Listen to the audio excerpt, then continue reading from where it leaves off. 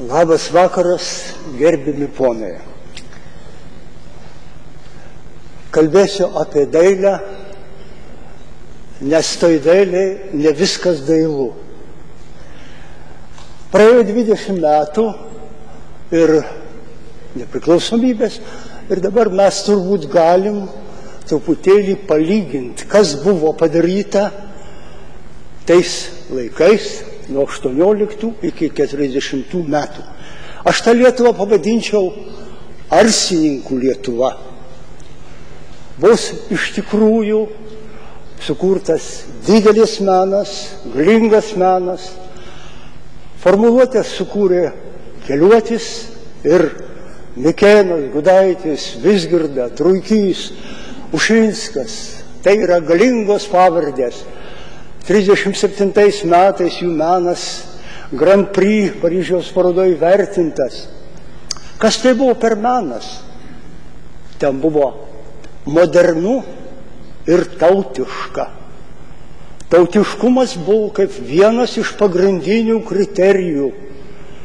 Ir tokiu atveju ir gavosi tas didžiulis meninis rezultatas. Buvo visi darbai supirkti, sukaupta. Buvo muziejininkas Galaunė, buvo generolas Nagevičius, kuris pasaulio parodai 40 metais buvo užsakyta istoriniai paveikslai ir turim ir Mindaugo karūnavimą ir Algirdas ties Kremlium ir taip toliau. Visa tai buvo. Dabar taip pat 20 metų. Ką turim? Ką turim kūryboj? Truputėlį kukliau. Taip pastatyta paminklų ir Mindaugui, ir Gediminui, ačiū Dievui, Radvilom. Ir yra ir paveikslų kuriami, yra ir poemos rašomos.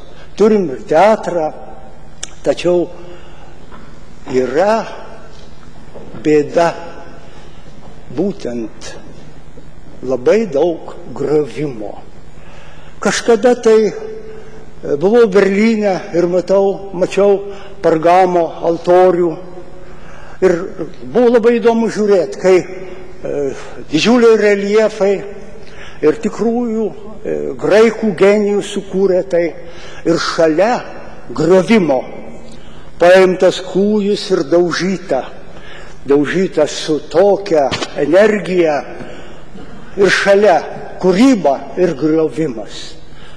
Ta patį išgyvenau žiūrėdamas Atėnuose į Akropolį, tik tai ne į tą Akropolį, kurią sukūrė krautuvininkai Vilniui.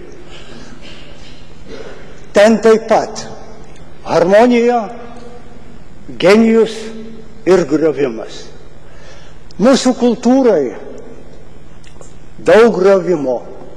Atsirado ta fluxus idėja, kuri iš esmės vadovaujasi griovimu, visko griovimu, tautinio, mokyklos ir mūsų dailėje tai yra kaip moto.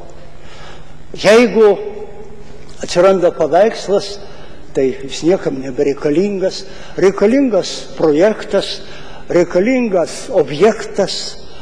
Apsilankykit Nacionalinėje galerijoje, nei vieno darbo už 20 metų nepriklausomybės nėra. Yra objektai, yra batai pripilti druskos, už juos buvo sumokėta 16 000, objektas meninis. Taip kad, kaip matot, vakaruose visko yra įvairaus meno, tik kažkodėl mes labai taip tą negatyvą pasisavinom. Ir tas negatyvas tarsi tampa mums pats svarbiausias. Tačiau senais laikais, aš prisimenu, kai Kamiu gavo Nobelio premiją, buvo jo kalba. Ir ji man tada tikrai padarė didžiulį įspūdį ir šiandien jį man daro. O ten yra pasakyta, ir menininkas, inteligentas yra laive. Pasibaigė laikas, kai inteligentas buvo ant kranto. Laivas, neaiški kryptis, neaišku, kas už vairo, bet tas, kuris yra laive, atsakingas už kryptį. Visi mes esam laive. Ir kai laivas skęsta, nebereikia partijų, reikia gelbėti skęstantį laivą. O pabaigai, ponai, aš jums perskaitysiu Simoną Stanevičių, Odę žemaičiams. Veizėk svietė nusiminęs, kas ten šiaurėje atsitiko, Lietuvos senos giminės pražuvime sveikos liko. Ačiū uždėmesį.